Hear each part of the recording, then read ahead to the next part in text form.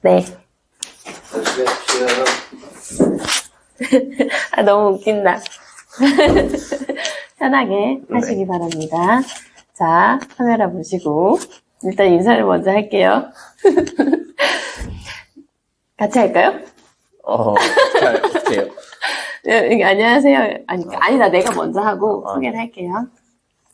안녕하세요. 오늘은 외대부고 19기 심준선 학생과 함께 외대부고의 생활에 대해서 이야기해보는 시간을 갖도록 하겠습니다. 인사 부탁드릴게요. 네, 심준선이라고 합니다.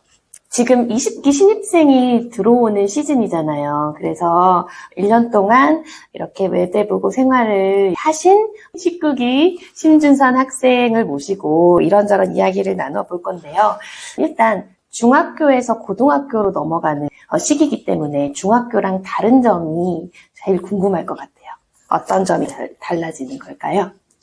일단 중학교랑은 확연하게 많이 달라질 수밖에 없는 점이 우선 외대부고는 기숙사 생활을 기본으로 하는 학교이기 때문에 학생들이 전면 기숙사 생활을 하게 되기 때문에 평일에 계속 학교에 있게 되고 또 중학교랑 공부량의 차이가 굉장히 많이 나게 될 거예요. 그래서 먼저 외대부고의 기숙사 생활에 대해서 말씀을 드리자면 중학교 때는 항상 집에 가서 학교가 끝나면 집에 가서 추가적으로 학원을 다니거나 하는 등의 생활을 하셨다면 외대부고에서는 평일에는 무조건 자기 주도적으로 자신이 해야 할 학습량을 다 채워야 합니다. 학원에서 해결할 수 있는 부분이 굉장히 적고 그만큼 내가 스스로 해야 되는 부분이 늘어난다?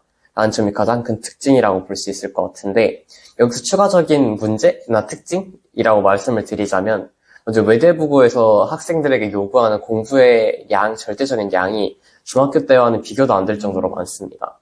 그래서 그 누구도 관리해주지 않는 상황 속에서 자신이 주도적으로 할당된 양만큼, 필요 이상의 양만큼을 충분히 해내는 능력이 필요하다고 생각되기 때문에 이러한 부분들이 조금 힘들다? 그리고 중학교 때와는 다르다라고 말씀을 드릴 수 있을 것 같습니다.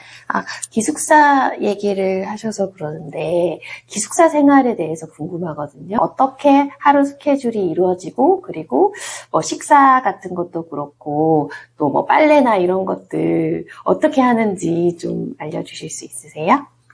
먼저 기숙사에서는 학년에 관계없이 일단 7시에 전체적으로 한번 선생님들이 깨워주시고요. 그런데 그때 안 일어나는 경우가 많긴 해요, 7시에는. 그 다음부터는 학년별 퇴실 시간이 존재하는데 아마 20기가 처음에 들어오게 되면은 20기들은 아마 8시 20분까지 의무적으로 퇴실을 해야 될 겁니다. 그래서 그때까지 퇴실을 하지 못하면 뭔가 추가적으로 기숙사에서 조치가 들어가는 경우가 있고 그렇기 때문에 8시 20분까지 의무적으로 퇴실을 한 다음 8시 20분부터 조식을 먹으실 수가 있는데 조식이 또 양식과 한식으로 나눠져 있기 때문에 취향껏 조식을 먹으실 수 있고 기숙사에 다시 들어가실 수 있는 거는 일과 시간 내라면 선생님께 퍼미션을 받아서 꼭 필요한 경우에만 갔다 오시면 되고 그런 게 아닌 경우에는 5시 40분에 학교 일과 시간이 끝난 후에 기숙사에 입실을 하실 수 있고 또 야간 자율학습 시간에는 선생님께 퍼미션을 끊어서 기숙사에서 자습을 할 수도 있고 그게 아니라면 퍼미션을 끊지 못한 경우 학교 내에서 자습을 진행을 하게 돼서 결론적으로 기숙사에 들어갈 수 있게 되는 거는 퍼미션 없이 출입할 수 있는 시간대는 5시 40분부터 7시까지의 저녁 시간 그리고 11시부터 그 다음날 아침까지의 그 밤 시간 이렇게 기숙사에 들어갈 수 있고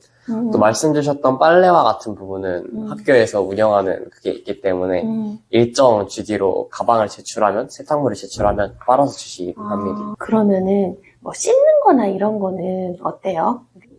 다 아시겠지만 외대부고 기숙사는 2인 1실이 기본이기 때문에 뭔가 되게 다인실이 있는 것보다는 씻는 점이나 그런 거에서 되게 자유로운 부분이 있고 왜냐면 방별로 다 씻는 샤워부스가 하나씩 있고 있으니까 또 룸메만 있으면은 그렇게 큰 부담 되지도 않고 또 거기에 달 수 있는 커튼 같은 걸 따로 구매를 해서 설치하는 경우도 있어서 그렇게까지 뭔가 부담스럽다라거나 뭔가 그럴 일은 적은 것 같습니다. 그러면은 룸메는 어떻게 결정이 되나요? 일단 1학년 1학기의 룸메는 이름 순으로 배열을 한 다음에 2명씩 잘라서 배열이 되는 그렇게 배정이 되는 형식인데 1학년 2학기부터는 친구와 합의를 통해서 룸메를 직접 고를 수가 있거든요. 이게 되게 좋은 점이라고 생각을 하는데 나와 학습 능력이 약간 맞는 친구라던가 같이 공부를 했을 때 도움이 되는 친구라던가 이런 식으로 룸메를 선정을 하거나 아니면 정말 친한 친구를 룸메로 정해서 같이 뭔가 좀 즐겁게 기숙사 생활을 할 수 있게 이런 식으로 선정하는 경우도 있어서 좀 룸메이트에 대한 부분은 좀 이점이 있다라고 말씀드리고 싶습니다. 그러면은 우리 준선 학생은 기숙사 생활에 아주 만족스러운가요? 저는 기숙사 생활이 맞다고 생각을 했습니다. 조금 힘들어하는 친구들도 있을까요? 기숙사 생활을? 네, 기숙사 생활을 힘들어하는 친구들이 분명히 있긴 한데 그냥 혼자만의 시간을 원하거나 아니면 최대한 룸메이트의 간섭을 받지 않고 그렇게 하고 싶거나 아니면 기숙사다 보니까 약간 제약되는 부분들이 있잖아요. 그래서 그런 부분들에서 힘들어하는 친구들이 있긴 하지만 뭐 이렇게 힘들어하는 친구들이 있음에도 불구하고 기숙사 생활이 조금 더 계속 이루어지다 보면 힘들어하는 친구들도 좀 잘 적응을 하고 또 어느 정도 방법을 찾더라고요. 예를 들자면 혼자 있고 싶어하는 친구의 경우에는 룸메이트도 그런 성향을 같이 골라서 서로의 시간을 딱 지켜서 간섭을 하지 않는다던가 이런 식으로 방법을 찾더라고요. 제 친구들을 보니까. 되게 그러니까 스스로도 발전할 수 있는 기회가 되겠네요. 저는 이제 저도 기숙사 생활을 했는데 초반에는 집이랑 이렇게 떨어져 있으니까 집이 그립고 그리고 좀 적응하지 못하는 그런 친구들도 있어서 좀 걱정스러웠던 부분도 있는데 잘 적응해 나가는 것 같아요. 그럼 기숙사 살면은 혹시 밤에 야식 같은 거 먹고 싶을 때나 공부하다 보면 출출하잖아요. 아, 그렇죠. 그런 건 어떻게 해요? 그래서 저희가 기숙사에서 실질적으로 밤에 무언가를 먹을 수 있는 방법은 매점에서 이미 조리를 해와서 그걸 든 다음에 나중에 식은 채로 먹거나 아니면 정수기가 있거든요. 거기서 따뜻한 물을 받아서 라면을 먹거나 둘 중에 보통 이렇게 해결을 하고 외부 음식은 많이 불가하니까 기숙사에. 그러면은 준선 학생은 보통 이제 기숙사에 와서 잘 공부하고 정리하고 그러면 언제쯤 잠자리 드나요? 이건 잠자리에 드는 시간은 정말 학생들별로 천차만별이라고 생각을 하는데 저는 본인의 체력에 받쳐주는 한에서 최대한 할 거 하고 자는 게 좋다고 생각을 해요. 대신 제가 여기서 체력에 받쳐주는 한이라고 하는 이유는 괜히 밤에 공부를 더 하겠다고 잠을 줄이거나 본인의 수면 패턴에 맞지 않는 수면을 취해서 다음날에 영향이 가게 되는 경우에는 그게 오히려 더 손해가 되거든요, 학교에서는. 왜냐하면 외대부고에서 일과 시간을 보내게 되는 1시간 1시간이 모두 다 굉장히 중요한 시간이 될 겁니다.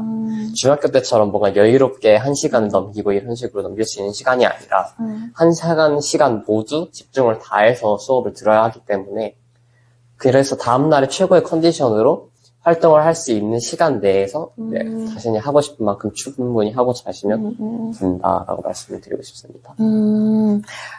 기숙사 생활 얘기만 들어도 되게 재밌을 것 같은데 이제는 공부 얘기 좀 해보고 싶어요. 그래서